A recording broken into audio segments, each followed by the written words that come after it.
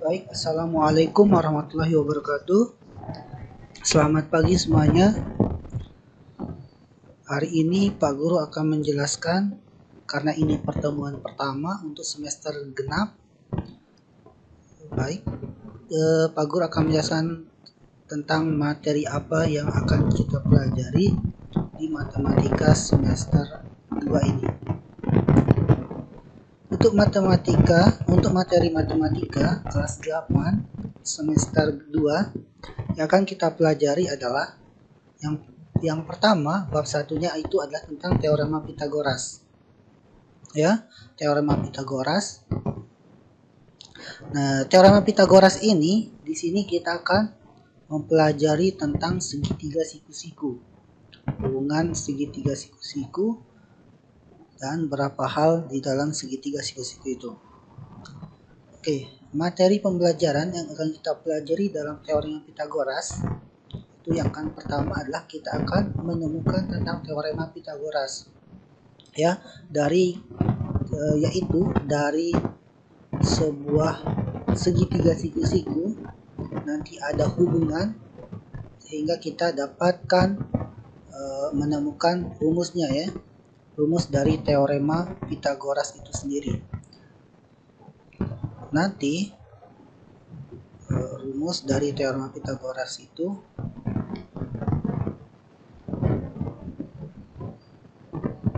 adalah, karena teorema Pitagoras kita bahas tentang segitiga siku-siku. Nanti di sini sisinya hubungannya dari sisinya, sisi di sini A, B, di sini C. Jadi hubungannya nanti menurut teorema Pitagoras adalah C kuadrat ini sama dengan A kuadrat ditambah B kuadrat. Ya, seperti itu.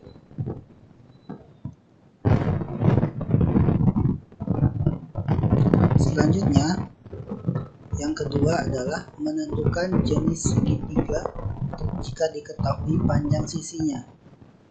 Ya, panjang sisinya. Misalnya kita ketahui segitiga itu panjang sisinya berapa, misalnya 1, 2, 3. Nanti kita tahu jenisnya apa dari yang diketahui panjang sisinya itu, apakah dia nanti jenisnya segitiga siku-siku, apakah segitiga lancip atau segitiga tumpul.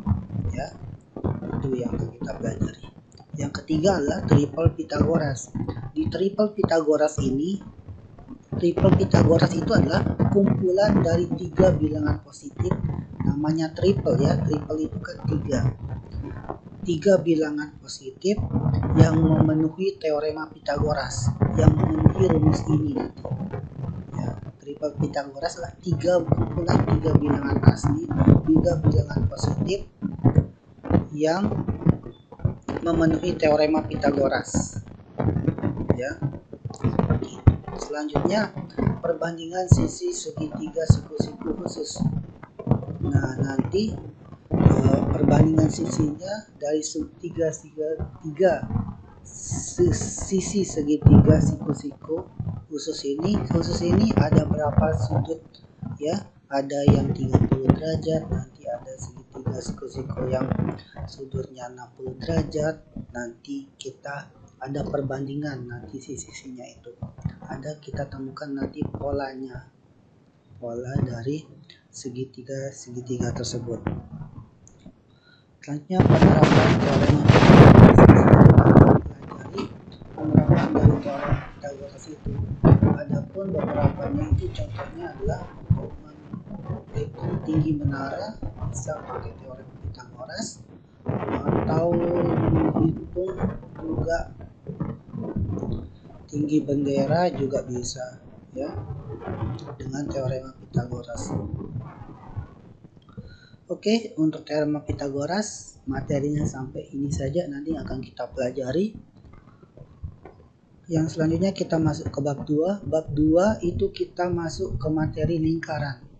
Ya, yang namanya lingkaran, ya. Bulat itu lingkaran. Nah, di lingkaran ini materi yang akan kita bahas itu adalah yang pertama adalah lingkaran dan unsur-unsurnya. Ya, ada beberapa unsur lingkaran nanti. Misalnya ada titik pusat, ada jari-jari, ada diagonal, ada busur, ada tali busur, dan lain-lain. Ya, yang selanjutnya adalah ada sudut pusat, sudut keliling, panjang busur, dan luas juring. Ya, nanti kita bahas sudut pusat. Ada namanya sudut pusat, ada namanya sudut keliling. Nanti kita bahas. Ada namanya panjang busur juga, ada luas juring. Selanjutnya sudut antara dua tali busur. Jadi antara dua tali busur nanti akan membentuk sudut. Nah, nanti kita akan mempelajarinya juga. Yang keempat nanti kita pelajari segi empat tali busur. Nah, nanti ini ada teoremanya ya tentang segi empat tali busur ini. Ada nanti sesuatu tentang teorema tali busur, segi empat tali busur ini. Selanjutnya ada garis singgung persekutuan dalam. Nah, persekutuan dalam dan garis singgung persekutuan luar ya. Bedakan ini. Oke, kita coba. Nah, kalau garis singgung persekutuan dalam, tahu kan garis singgung itu, garis singgung adalah yang berhimpit dengan lingkaran itu. Ini namanya garis singgung lingkaran ya, dan tegak lurus dari titik pusatnya. Itu namanya garis singgung lingkaran. Nah, garis singgung persekutuan dalam itu adalah jika dua buah lingkaran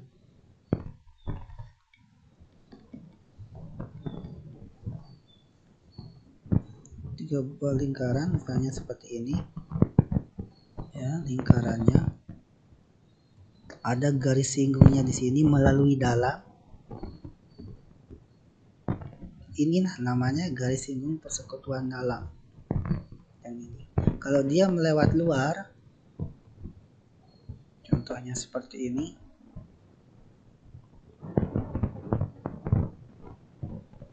Ya. Seperti ini. Nah, ini namanya garis singgung persekutuan luar ya. Kalau dia lewat dalam namanya garis singgung persekutuan dalam. Kalau luar garis singgungnya berarti itu garis singgung persekutuan luar dua lingkaran. Itu ya. Oke, kita lanjut. Ini saja akan kita belajar di lingkaran. Lanjutnya adalah bab ketiga, itu kita akan belajar bangun ruang sisi datar.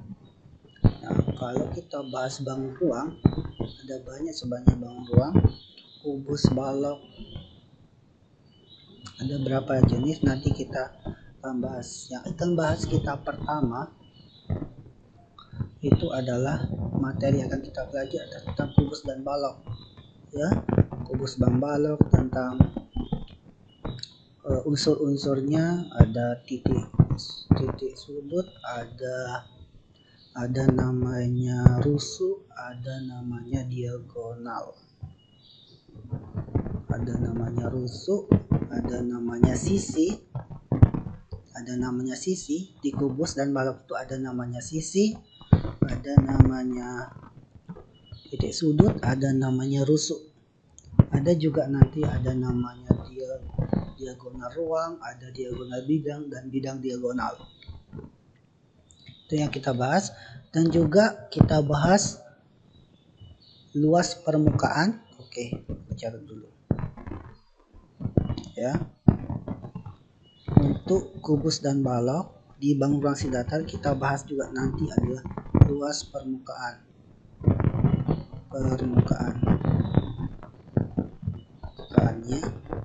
Kita ada rumusnya, nanti kita cari rumusnya, dan juga volumenya berapa nanti kita cari volume kubus dan volume balok sama unsur-unsurnya juga.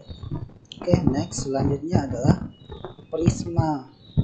Prisma juga sama, nanti kita cari unsur-unsurnya dan kita cari luas permukaan dan volumenya juga. Begitu juga dengan limas, ya. Kubus, balok, prisma. Prisma ini ada banyak. Ada prisma segitiga. Kalau prisma itu adalah bidang alas dan tucupnya itu sama, ya. Contohnya seperti ini prisma, alasnya bentuknya sama, bidangnya sama, segitiga, alasnya juga segitiga, ya. Kalau limas, alasnya itu berbentuk bidang dan tutupnya itu dia punya pucuk kayak piramid. Itu piramid termasuk limas, ya. Kalau piramid juga termasuk limas,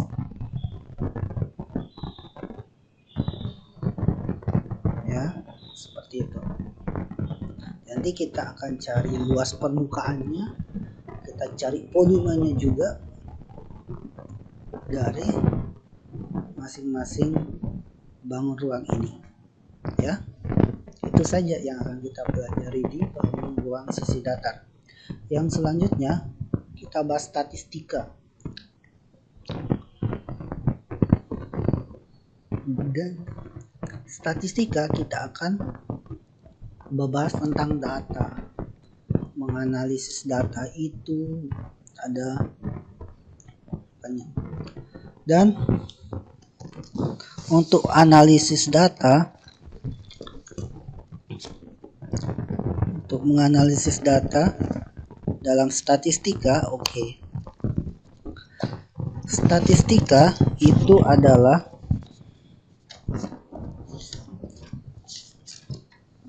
ilmu yang mempelajari tentang pengumpulan, penyajian, analisis, dan penafsiran data, ya. Nanti biasanya bentuknya angka, analis, penyajian itu dalam bentuk tabel, ada banyak pokoknya nanti, dan datanya dalam bentuk angka. Ukuran pemusatan. Ukuran pemusatan ini kita akan bahas tiga yang akan kita bahas dalam ukuran pemusatan. Yang pertama ada namanya rata-rata atau mean.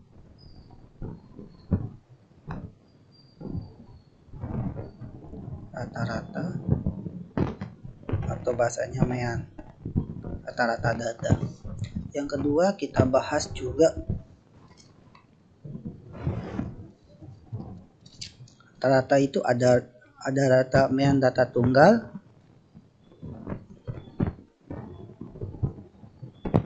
ada yang gabungan juga.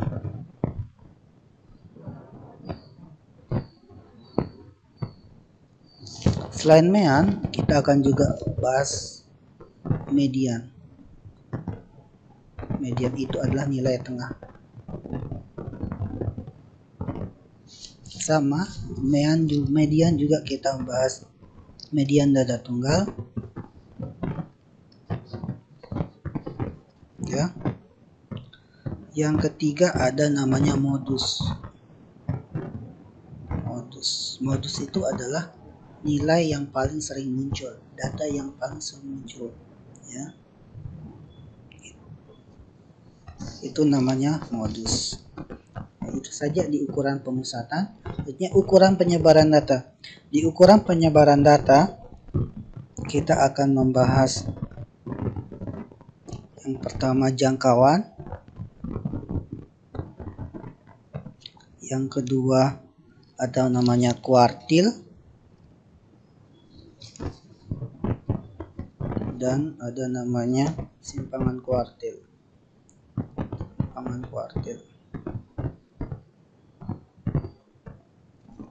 Ya, itu untuk statistika. Yang terakhir, bab kelima itu adalah tentang peluang. Materinya akan kita pelajari adalah ruang sampel. Ruang sampel itu adalah ruang, contohnya ya, adalah kejadian yang mungkin. Himpunan semua kejadian yang mungkin itu namanya ruang sampelnya. ya. Peluang kejadian itu nanti dirumuskan rumus dari kejadian.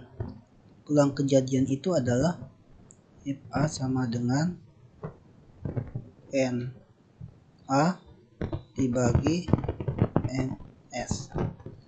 Peluang ini artinya adalah peluang kejadian A, peluang dari kejadian itu terjadi itu sama dengan banyak kejadian yang diharapkan dibagi